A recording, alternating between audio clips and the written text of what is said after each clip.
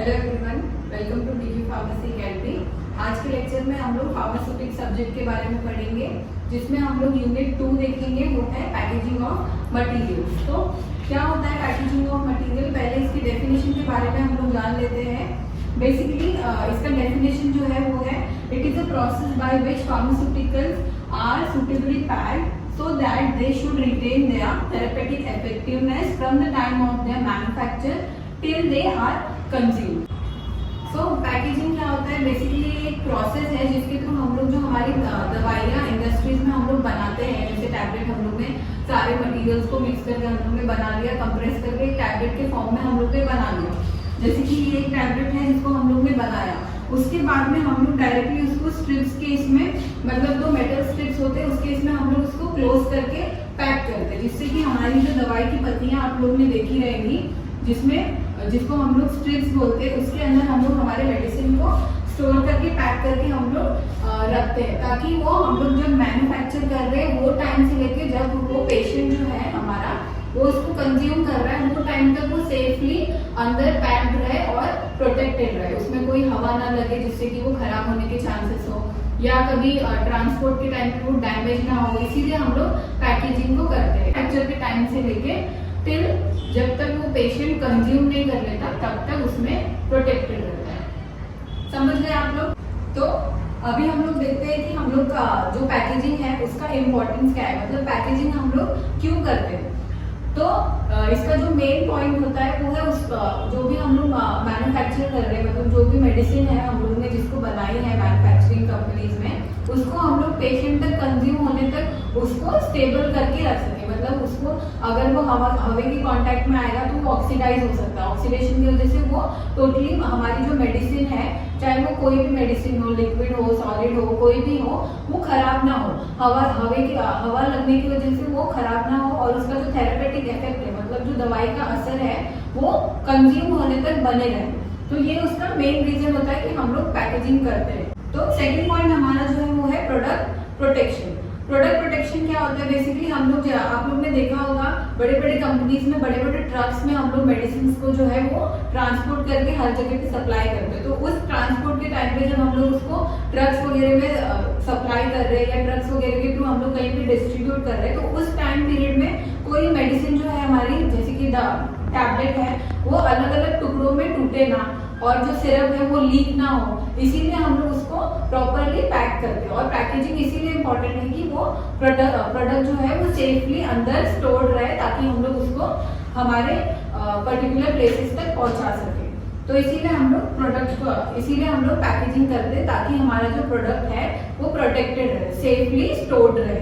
Packaging जो होता है वो इकोनॉमिकल भी होता है। इकोनॉमिकल यानी कि ये चीपली अवेलेबल होता है, मतलब हम लोग हमारे जो मटेरियल्स है जिसके बारे में हम लोग आगे के लेक्चर्स में पढ़ेंगे, जो पैकेजिंग मटेरियल होता है, जैसे ग्लास का जो कंटेनर है वो इजीली हर जगह पे अवेलेबल होता है और हम लोग उसको इजीली यूज कर सकते हैं, तो वो इसीलिए वो इकोनॉमिकल होता है। और ग्लास हो गया या प्लास्टिक हो गया या कोई भी पेपर का भी कोई मटेरियल है जिसको हम लोग पैकेजिंग के लिए यूज कर रहे हैं, तो वो चीपली अवेलेबल होता है और इजीली हम लोग उसको किसी भी शेप एंड साइज में यूज कर सकते हैं।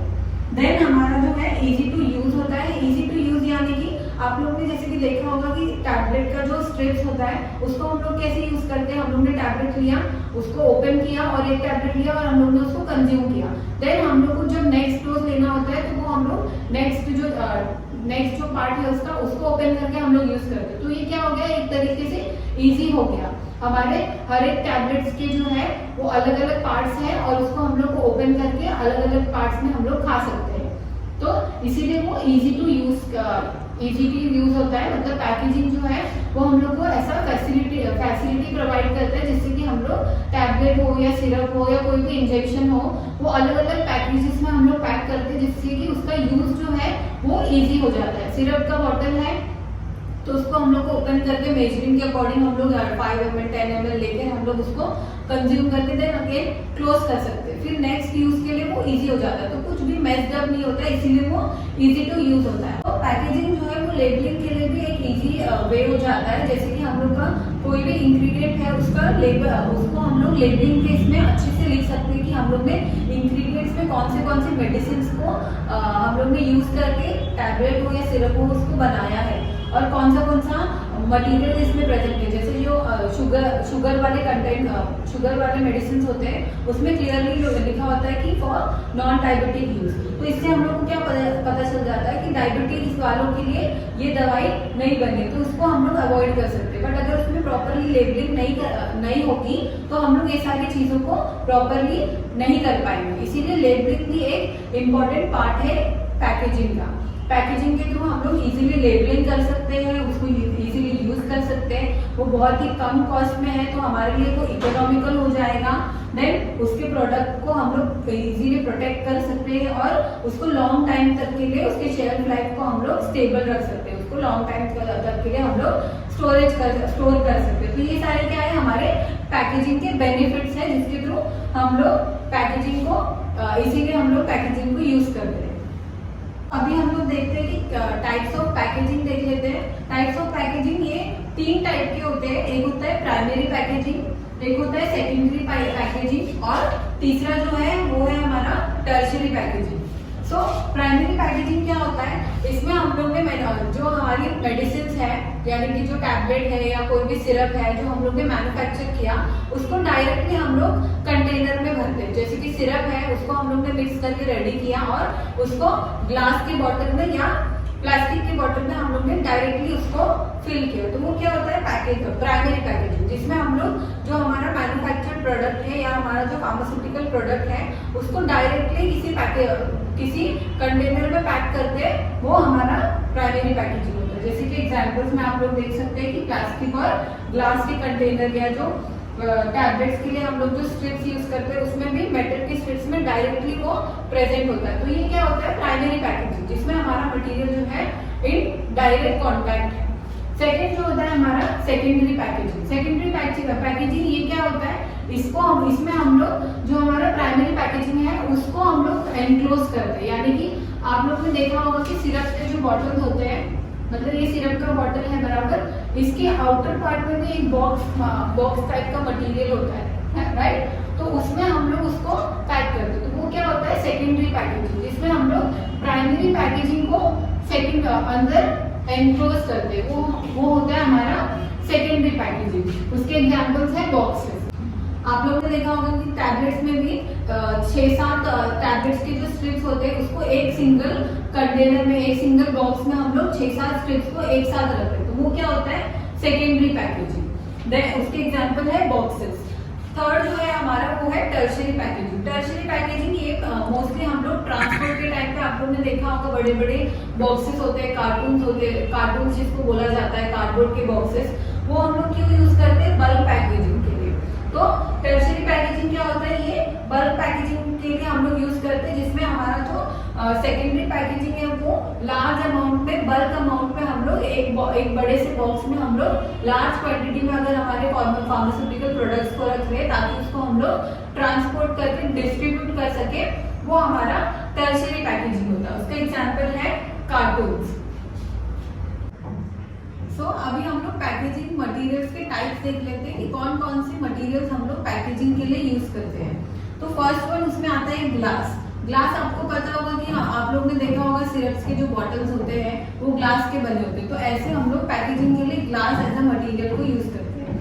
देन मेटल होता है दूसरा हमारा पैकेजिंग मटेरियल। देन प्लास्टिक्स होता है, पेपर एंड कार्डबोर्ड होता है और रबर होता है। तो इसमें अभी ये 5 टाइप्स के पैकेजिंग मटेरियल को हम लोग पैकेजिंग के लिए यूज करते हैं, चाहे वो प्राइमरी पैकेजिंग हो, सेकेंडरी हो या टर्शियरी हो। तो ग्लास का यूज कहाँ कहाँ पर होता है ये हम लोग देख लेते हैं। ग्लास को हम लोग एज अ बॉटल्स यूज करते हैं। बॉटल्स यानी कि सिरप बॉटल्स आप लोगों ने देखा होगा। देन वायल्स हम लोग यूज करते हैं। वायल्स यानी कि जो लैबोरेटरी में हम लोग जो कांच के बॉटल्स को यूज करते हैं किसी भी केमिकल को मिक्सिंग वगैरह के लिए, वो वायल्स होता है। सो नेक्स्ट हमारा है पेरेंटल कंटेनर। पेरेंटल कंटेनर क्या होता है, जो आप लोगों ने देखा होगा इंजेक्शन लगाते हुए पहले डॉक्टर जो वो एक बॉटल को यूज करता है उसको कट करके हम लोग सिरिंज में वाटर भरते हैं, वो हमारा पेरेंटल कंटेनर होता है। वो भी ग्लास का बना होता है। नेक्स्ट हमारा मेटल है। मेटल आप लोगों को पता होगा एल्यूमिनियम, टेन, लेड वगैरह हम लोग एज अ मटीरियल वो मेटल्स होते हैं। तो वो कहाँ कहाँ यूज होते हैं, आप लोगों ने देखा होगा जो सिरिंज का निडल होता है वो भी मेटल का बना होता है। देन जो हमारे टैबलेट की जो टैबलेट की जो पत्ती होती है उसको हम लोग स्ट्रिप्स बोलते हैं, वो भी मेटल की बनी होती है।